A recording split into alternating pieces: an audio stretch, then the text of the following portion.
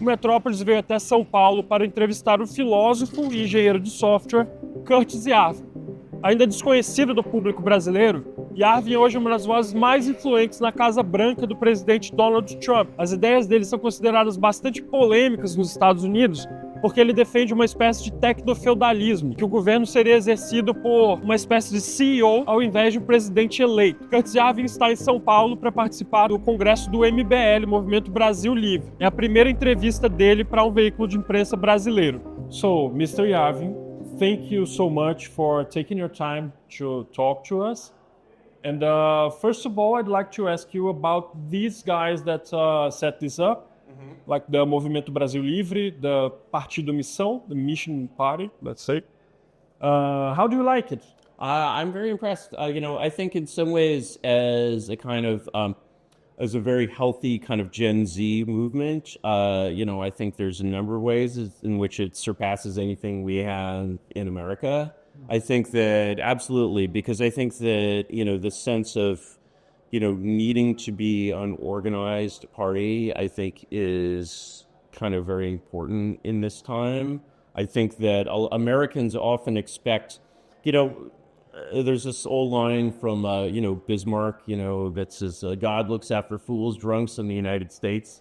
And there's a lot of, for most of our history, of American history, we just expect good things to happen on their own. And then we're start to be slightly surprised when maybe bad things happen, good things don't happen.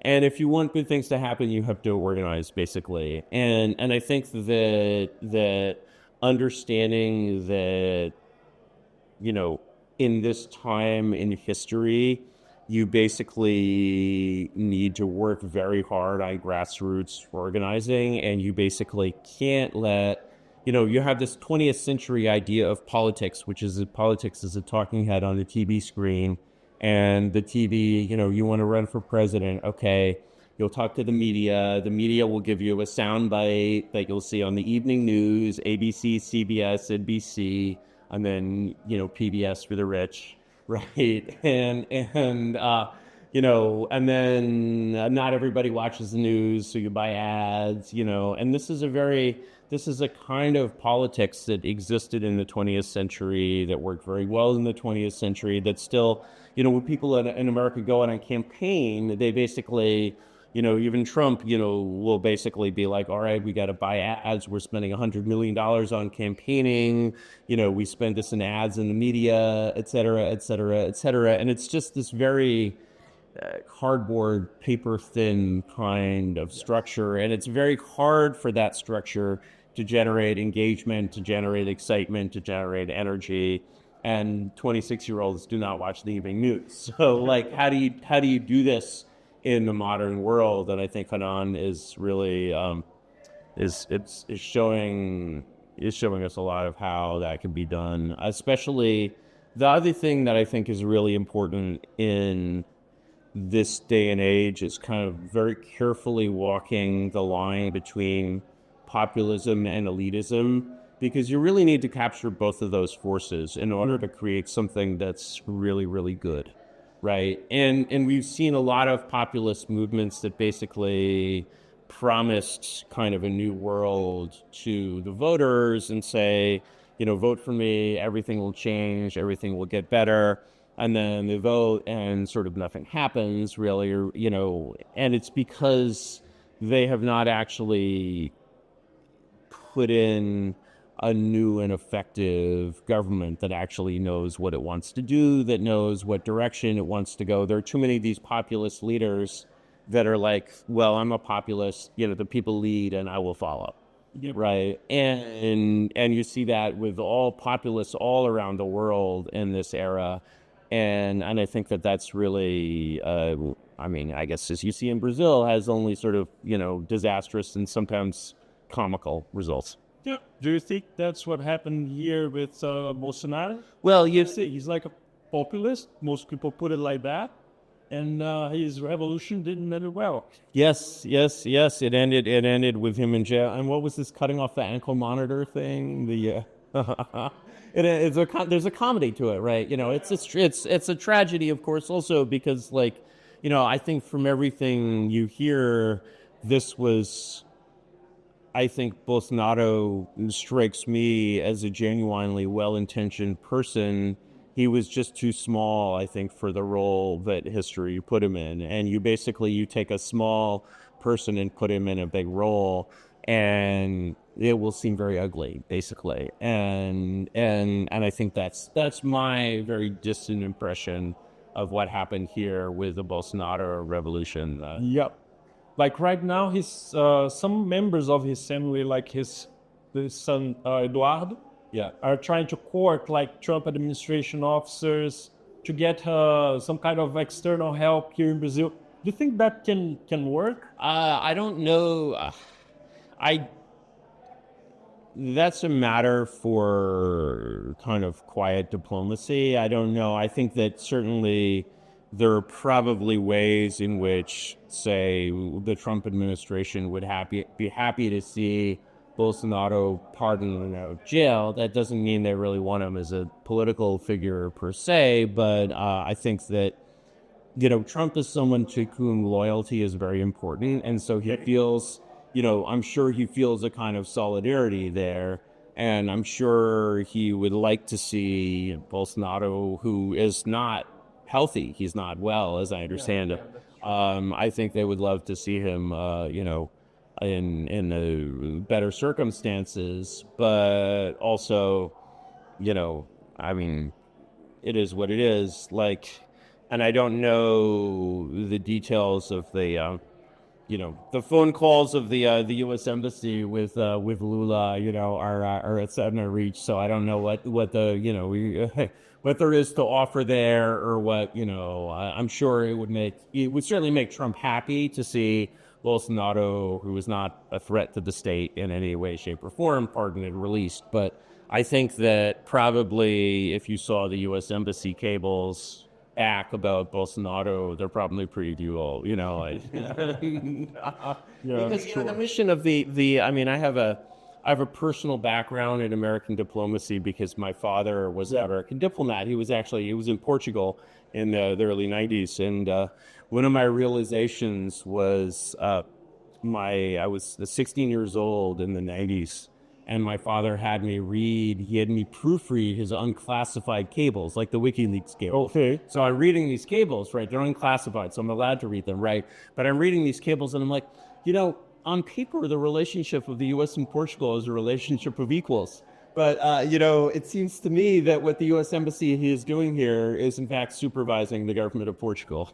And because I can't imagine the Portuguese embassy in Washington, whatever they're doing, it's not this. Yeah. Right, and so have you read the WikiLeaks Brazil cables? I think that is there a Brazil archive of the cables? Yeah. There's some of them. Like there's some of them regarding the former president Dilma Rousseff and so on. Yeah, and it's kind of this relationship you just mentioned. Yeah. And so, of course, now with the Trump administration, the internal politics of the State Department is, of course, quite complicated because you have a layer of Trump officials on top of the same old State Department, and that's a battle that plays out every day.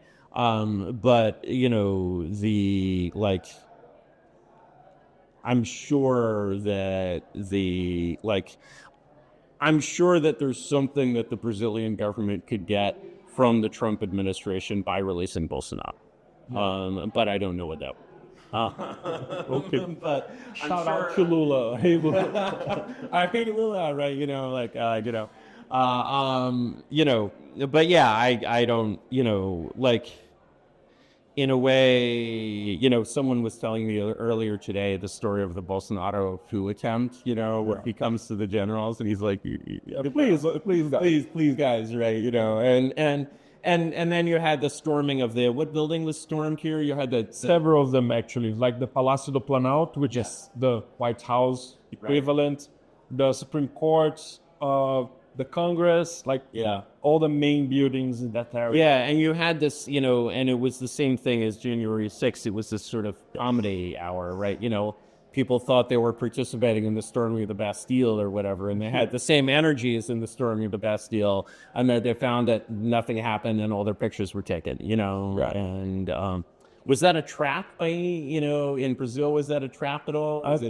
I don't know. What I know, what I do know, we do know, is that in the end, the bald guy from Supremo Tribunal Federal, Alexandre de Moraes, end up on top. You know, so that's what happened, and yeah, it's where Spain stands right now. You can see, you can always see who wins the game, right? You know, but I think that that's an important lesson for populists of all kinds, because they have to operate in reality. And when you do you know the word LARP?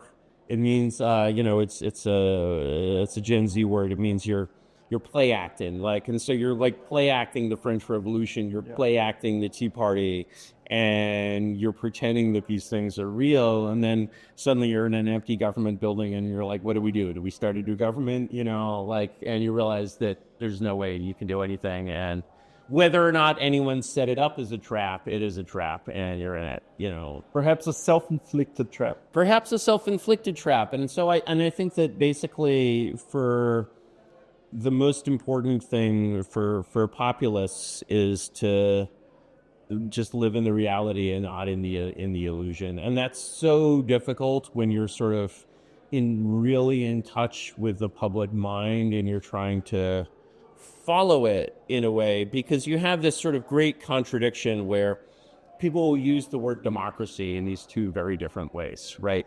They'll use the word democracy in the sort of George Soros, you know, civil society kind of way, the way that Morais might use it, for example, where we have to protect our democracy. What is our democracy? Our democracy is our institutions, our universities, our press, our civil service. And like, you know, my friend, there's a word for this, and it's not democracy, it's oligarchy, right? You know, and so you have people who use words like meritocracy, you know, which means basically the government of, like, you know, the guardians of Plato. You know, they're sort of, you know, here we're the people that are going to, and what democracy means to these Platonic guardians is we tell the people what to think. They think what they're supposed to think. They vote the way they think, which is the way they're supposed to vote. And everything is good, right? And that worked for a lot of the 20th century. If you go back to, you know, what I date that model to, what I've called the cathedral, which is just the press and the universities, is there's a very influential book by the American journalist Walter Lippmann, called in 1922, Public Opinion, where he's basically like, well, the mind of the public is crazy. Like, you can't expect ideas to come out of this soup. You know, actually, for democracy to work, people have to be told what to think. No. And so the press sort of, you know, which used to be, will print anything that is a salacious, you know, the old yellow journalism where they're just trying to make money, and they'll print anything that's like as crazy and wild as, like, you know, tabloid press goes out. And basically what comes in is a kind of soft government of the public mind. And that worked very, very well while it worked. You know, it's like any kind of leadership structure. You have a leadership structure where you're like, well, why is the king the king? This is what Gaetano Mosca called the, you know, the political formula. Why do we obey the king? Well, we obey the king because he's the son of the sun god, right? You know, and if the king dies, the sun will go out. Well, you know, okay, that's not literally true, right? It's a noble lie. But the thing is, if he's a good king, if he's ruling well, then, you know, who cares, right? And for most of the 20th century, you had this sort of ruling elite class that had a vision of where they wanted to go with society. And, you know, you look at the mid-century, like the New Deal era, they're creating all of these things. The world is sprouting up, it's growing, it's advancing at a tremendous pace. And of course, everybody believed and loved and trusted them. You know, first of all, they didn't have anything else to believe in. This was what was on their TV screens. You know, Americans out there, middle Americans, non-elite Americans, you know, 1965, they're watching Walter Cronkite on CBS, and Walter Cronkite is telling them how things are. And he sounds really, you know, it sounds like they're dad. So he's very, very convincing. He's very plausible. And, you know, that was a kind of golden age in a way. And then when you get, you know, to the modern world, you have, you know, it's just like the people are out there and they're listening to this fatherly voice. It sounds like their father. It looks like their father, and very smart. And it's just telling these crazy things like, how did the world get obsessed with George Floyd, right? You're George Floyd in Brazil, right? Is that the cathedral is like deranged right now? Yeah, and it's like, well, the two things about the thing about the cathedral that sort of instantly jumps out, you in a way, as someone who's an American who's grown up in this system, is just, you're like, why do these powers always agree with each other? Mm-hmm. Why does the New York Times always agree with the Washington Post? Why does Harvard always agree with Yale? And they agree with each other over time. So Harvard in 1960 always agrees with Yale in 1860, but that's very different from Harvard in 2025 and Yale in 2025. They're moving together. They're synoptic, as biblical scholars say, but there's nobody in charge of them. And it's like when you had a world where, let's say the world of a totalitarian state, the world of Goebbels, say in Nazi Germany, okay, Goebbels is the Nazi Pope. Anything that's written in Germany has to go through Goebbels or at some level. And so, Goebbels is making sure every newspaper in Germany, has the party line. So that's why they all agree with each other. Okay, very easy to understand. Yeah. But when you try to understand why the Washington Post is always agreeing with the New York Times, you're like, I don't even understand how this works. And that, and so understanding where these ideas come from, and especially how these ideas got so strange, I think is a very sort of, it's the essential exercise for understanding like what the problem with elites is. Because you have these people out in the, the simple kind of lower middle class, people who in Brazil are Bolsonaro voters, yes. They're evangelicals, they're like basically fairly simple, hardworking people. It's not complicated. They look at this and they're like, this is crazy. What are these people doing? They're driving us off the cliff. And usually the theories of why the bus is going over the cliff are not very good. And the result is that makes it very hard for them to rescue the bus that's going off the cliff. And so that's why, it's like when you look at populism in general, and this is the other meaning of democracy, is populism. So democracy is either meritocracy, the rule of Soros and Rice, or it's populism, the rule of like moms on Facebook, right? And so the moms on Facebook are like, Bill Gates is injecting, chips into my body, or, something like, there's all this like, we have this concept of the marketplace of ideas, right? Yeah. Which is a key concept of like, not just democracy, but liberalism. And the idea of the marketplace of ideas tells us that good ideas are going to outcompete bad ideas. Like people want a good car, not a bad car. So the good car companies will live in bad car companies. And so it should be the same for ideas, right? Yeah. And it just isn't, right? And so when you basically look at populism and you say, well, where do these ideas come from? What wins, what loses? You'll find that there's a certain common sense to it in general, and there are certain kinds of crazy things that it won't really do, and that's good. But on the other hand, relying, not only is it hard to rely on that force to basically make the right decisions for directing a nation, actually, we don't just have an ordinary nation here. We have a nation in a slow motion state of crisis, right? And, like you look at Brazil, you look at America, these are not healthy countries in a lot of ways. Cool. There's a lot of places where, and not only are they not healthy countries, but you have this huge problem of, you have this elite that has gone insane. How do you fix this? And it seems almost impossible. Sure, but like you kind of have a program for it, don't you? Yeah, like you have you'd say you have an ideology on the making. So what would look like the post-liberal U.S. or the post-liberal West in your model? I think the post-liberal U.S. or the post-liberal Europe or even the post-liberal Brazil has to return when the Soviet Union fell, there was an easy source of what to do next. Because you were like, we tried this Marxist-Leninist thing. It did not work. We're going to be like Western Europe. Very easy answer. I don't think the answer in the end turned out to be that easy. Yeah. But it was a very compelling answer that we're just going to crumble and become this other thing. When you look at the choices that the West has for that, well, there's one obvious answer, which is, in the Soviet Union, they would look at a calculator made in America and be like, we could never make this. Right now, I look at my iPhone and I'm like, we could never make this. We could design it. We designed it, but we could never build it. Yeah. Right? And they can build it in China. So you say, and it was a real shock to the American system where we had this thing, we're the exceptional country. We do everything the best. You want to do anything, listen to America. You want to learn how to govern your country, talk to the American embassy. They'll tell you how to do it, right? All these all these simple answers. You got the playbook, you got your Washington consensus, you've got all of these things. And so for China to come in and just sort of casually be like, no, we're just going to do everything better. And we're just going to beat you in everything. And you're going to go from the New York subway to the Beijing subway. And it's going to be like walking out of the worst part of, Sao Paulo, into the best part of Sao Paulo, right? Yeah. And that's a shock to the system that Americans have not really processed.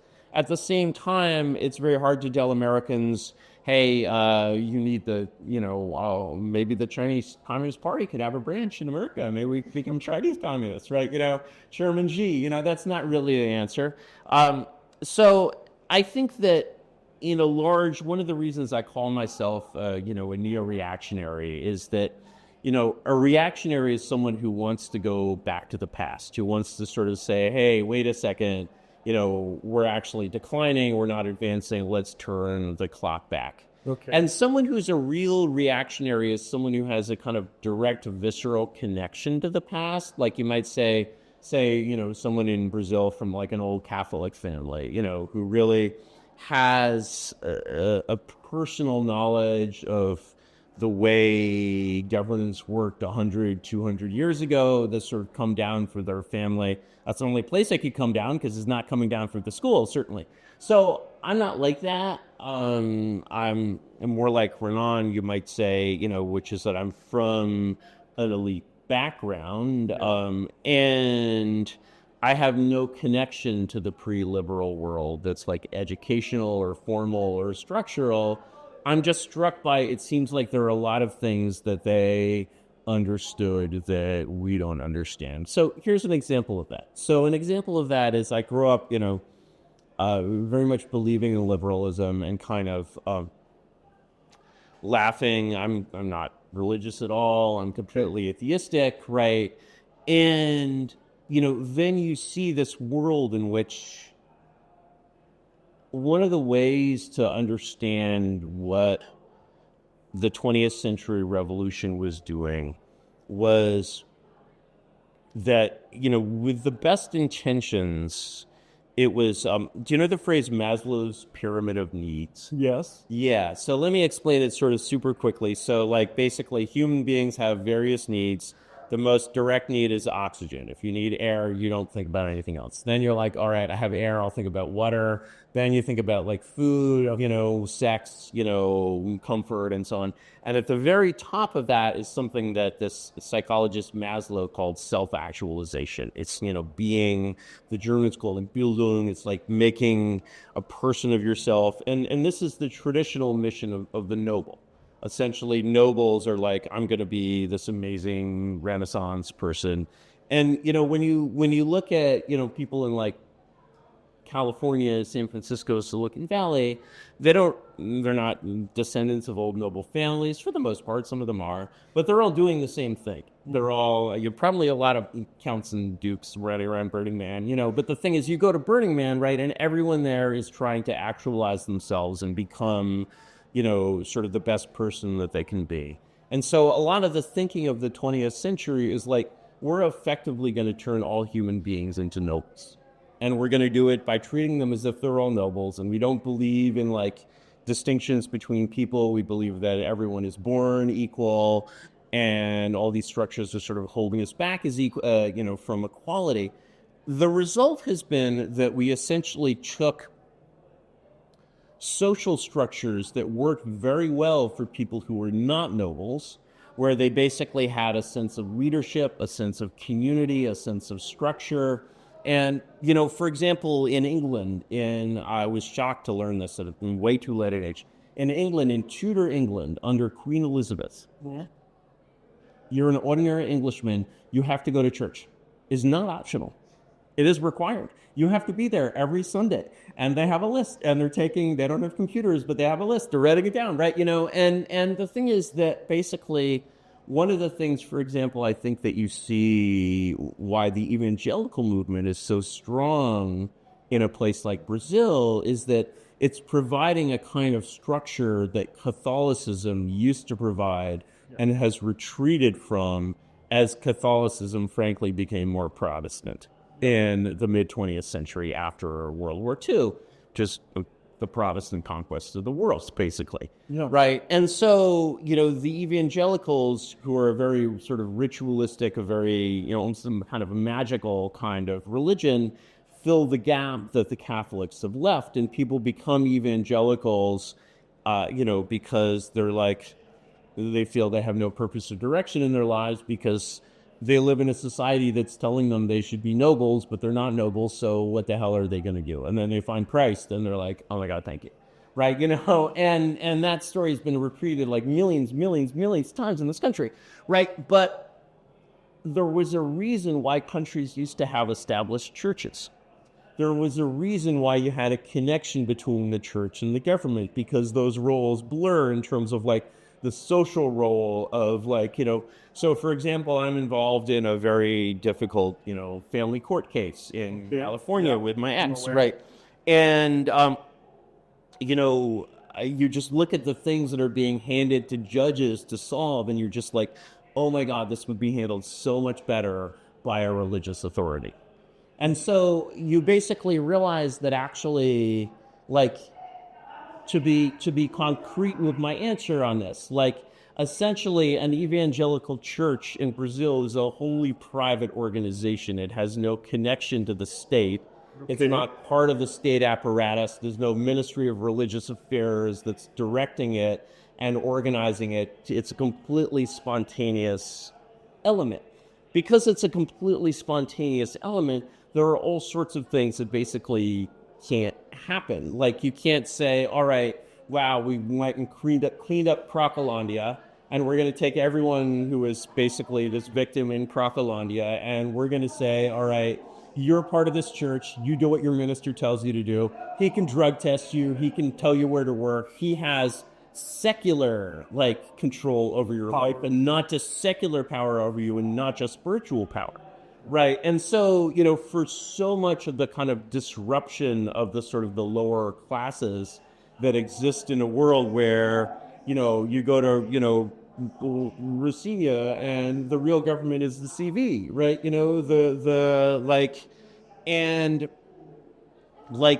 That is basically showing an absence of kind of governance and structure that exists in people's lives. This is a very post-liberal kind of perspective, certainly not the perspective that I grew up with or even that I had in my 20s. I used to be a libertarian. I just realized that you can't treat everyone as if they're nobles. At the same time, nobles should very much be treated as if they're nobles. You're a noble, nobody should be telling you what drugs you can or can't do, right? But, if you're a worker in an auto plant, yeah, actually, you need to not fuck up your life, and that understanding, that kind of thing, I mean, it's just sort of one example, that kind of thing was very, very clear to pre-liberal governments. They accepted it by default. They considered it a normal part of governance. And, to see it for another example, economically, Brazil, of course, in the mid-20th century had all of these experiments with protectionism. Yeah. And, the liberals come in the 1980s and they say, well, actually, you just don't understand economics, guys. You have to have the cheapest cars. and you really should be importing your cars rather than trying to build cars in the jungle.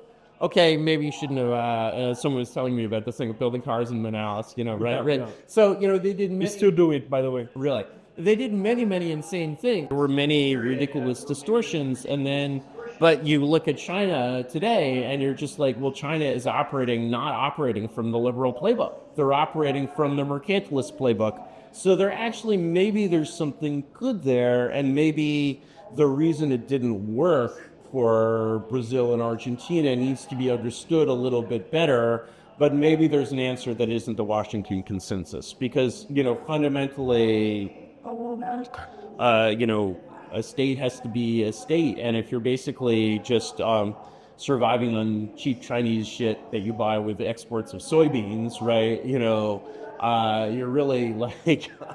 You're in for rough times. You're in for rough times, and that's a kind of economic colonialism, and China certainly didn't want to be part of that, and they dug out of that very effectively. Now, if you're Papua New Guinea, you're probably not going to be making computers, but if you're Brazil, it's possible. It's possible. It's borderline. It's like, or even Australia. I was reading Australia, before the 80s. They had their own semiconductors. They had a semiconductor, like a full semiconductor. They made chips in Australia, fully Australian chips. They made Australian cars. They did all of these things. It's all gone, right?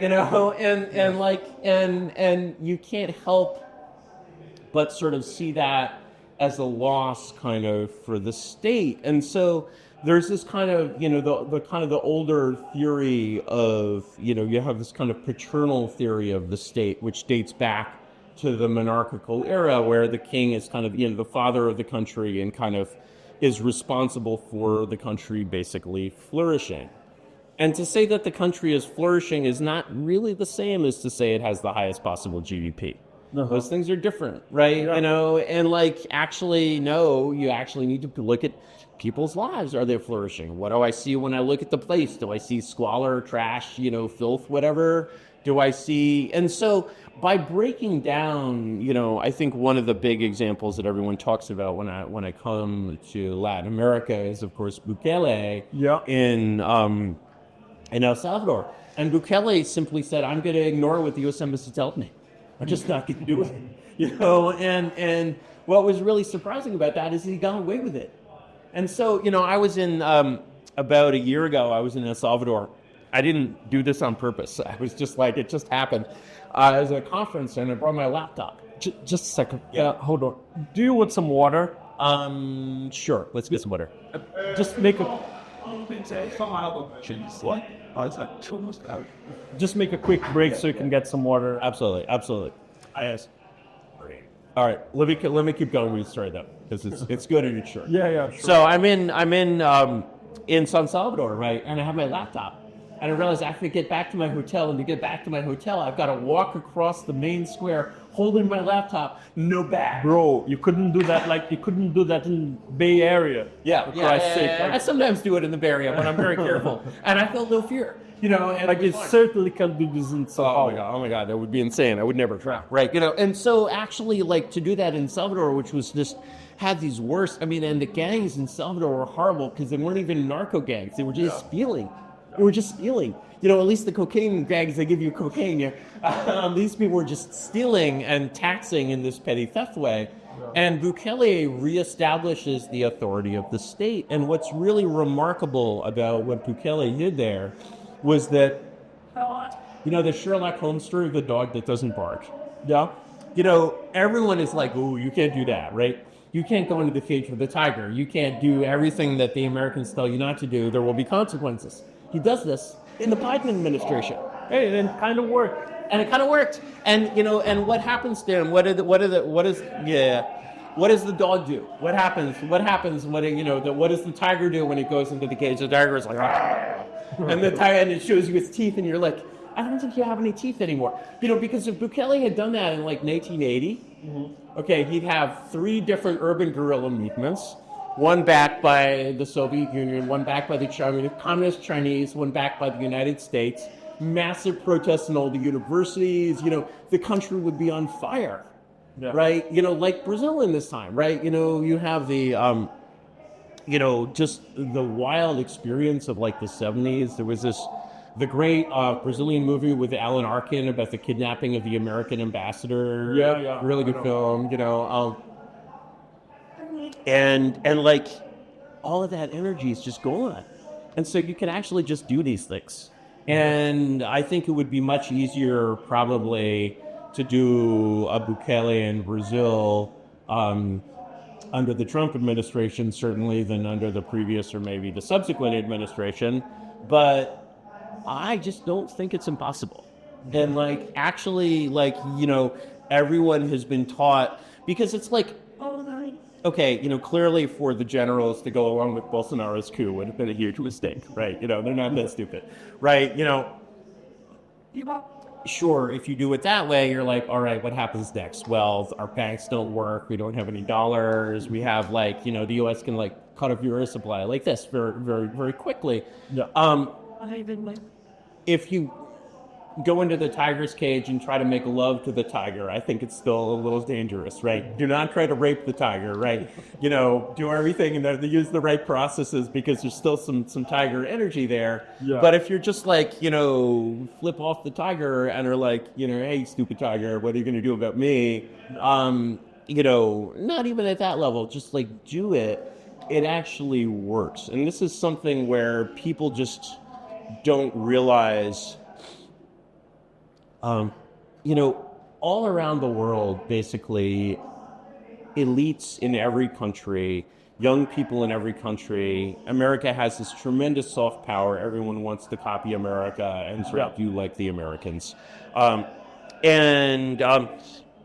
Indeed, when you see anti-Americanism in a country like Brazil, it's mostly an American import. Actually, Brazilian elites are anti-American because American elites are anti-American. and that's and of course, through that source, you're only going to get these sort of, standard, Harvard Division of Latin American Studies ideas. The idea that actually, without believing that Bill Gates is injecting microchips into your arm, you can actually defy these American ideas in an intelligent and effective way. That's the real struggle of our time. And that's what I think, the hopes for kind of a Brazilian new right would be, is that you're uniting the best of populism and elitism. You're uniting the people that said, hey, we can't do this anymore. Like, this is crazy. This is a crazy way to live. We can't have criminals running around everywhere. We can't have just all of this madness.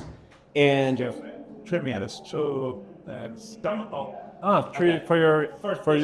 Okay. So I've talked a lot. I hope it's been interesting. Yeah, of course. I mean, just to wrap up, I would like you to describe like the way you see some figures in American politics and economics. Mm-hmm. So how do you like Peter Thiel? Oh, well, I mean, Peter is someone that I've known for a long time. The thing about everyone expects conservative American billionaires to behave like liberal billionaires, and sort of in the way that they like create parallel institutions and throw money around and like do the George Soros thing and so on and so forth. That's really not the way that our rich people have operated, mostly because they're libertarians or coming from a libertarian background. And so I think that, the struggle needed in a way to go, the next stage that, wealthy and powerful people need to take. They're sort of used to pushing back against this progressive regime, but they're not used to saying, oh, actually, you are responsible for replacing it. You have to have the different idea. You have to have the idea of what comes next. And I think that basically, sort of a resistance to these 20th century forms that just takes the form of, no, we won't do that anymore. No, this is crazy. That's good, but it's not good enough. We have to basically move to the kind of stage where it's like, we have a real vision of what comes next, and it's not just a question of saying no. Yeah. How do you like this J.D. Vance, for instance? Oh, well, J.D. Vance is someone I've spoken to on a few occasions. The great thing about J.D. Vance, in some ways, he's a little like Renan in some ways, in that he speaks the language both of the people and of the elite. Okay. And that's the very important, so Renan can speak as a populist. You can talk to Bolsonaro voters. Yeah. But, he was also, I believe, a student of Rice in law school, right? And similarly, Vance comes from deep middle America, and he also went to Yale Law School. And so the thing is that what's important about figures like this is that you can't have one of these halves without the other. You can't have a government without an elite. It just doesn't work. It's crazy. It's impossible. And so you need to basically reunify these sort of two halves of America, like the sort of the red state, Bolsonaro voter world, where they're just like, well, I just know this is crazy, but don't ask me what to do, but I just know this is crazy. And then you have the other people that are absolutely certain that they know what to do, and it's crazy. Yeah. Right. And so both the sort of the waking up of the red state people to sort of realize, okay, this is the real world that you live in, like all of these sort of ideas that you grew up with about the Constitution and the way democracy works. It's just, you got fooled. You have to admit that you got fooled, right? That's a kind of waking up. And then for people in the elite, it's just as important to see basically, wow, this meritocracy is still composed of very excellent people, but it's developed some really, really bad ideas. It's been corrupted by the power that it's been given. Because, this whole idea of the government being run by the press and the universities is a new idea in the 20th century. And what happened when that idea became a thing at the start of the 20th century is people were like, wow, politics, democracy, love the word, love the idea. It means politics, it means corruption, it means boss tweed, it means basically we're governed by stupid criminals. So, wow, we have all these smart people, these intellectuals in universities. Why don't we put them in charge? And the intellectuals were very happy to be put in charge. The problem was when you put them in charge, they got corrupted by their own power. Yeah. And so they started to just gravitate to the ideas that made them more and more powerful instead of ideas that were actually good. And that's where a lot of this craziness comes from. And realizing for a member of this class to realize that, wow, it is really betrayed the nation in its own way is a very it's a deep realization. It's like realizing that you were a communist or a Nazi and you shouldn't be a communist or a Nazi anymore. Yeah. But more communist than Nazi, of course. And so, I think that's sort of the process of recovery from the 20th century that we all need to go through. Okay. Well, thank you so much again. Great pleasure.